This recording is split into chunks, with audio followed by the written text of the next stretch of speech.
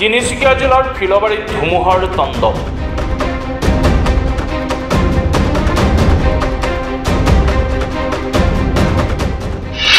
বিধ্বংসী ধুমুহাই ফিলবাৰী অঞ্চলৰ কেইবাখনো গাঁৱত বিস্তৰ ক্ষতিসাধন কৰে।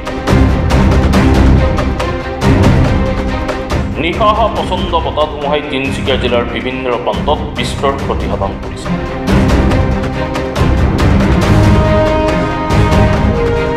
জিলাখনৰ ডুমডুমা ৰাজচক্ৰৰ অন্তৰ্গত কাপৰবেটী আৰু ফিলবাৰী অঞ্চলৰ গৌৰীপুৰ, ৰংপুৰ, মদম বস্তি আদি গাঁৱত গছ-গছনি, তামোল গছ, বিদ্যুতৰ খুঁটাৰ ভাঙি তহিলং কৰিছে। কেইবাটাও বাসগৃহৰ ওপৰেদি বাগৰি পৰে তামোল গছৰ লগতে প্ৰকাণ্ড প্ৰকাণ্ড গছৰ ডাল।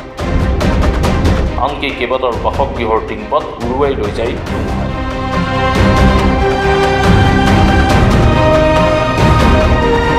আনহাতে বিভিন্ন স্থানত বিদ্যুৎ পৰিবাহী তাঁৰ সংযোগ কৰাৰ প্ৰক্ৰিয়া ভাগি পৰাত ব্যাহত হৈ পৰিছে বিদ্যুৎ সেৱা।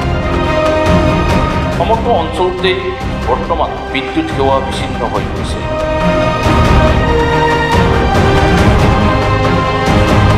জিলাখনৰ ডুমডুমাৰ আজাদ ৰোড, কলিয়াপানী, বিশাখপী আদিৰ ঠাইতো নিশা অহা ধুমুহাৰ বতাহে তাণ্ডৱ চলে।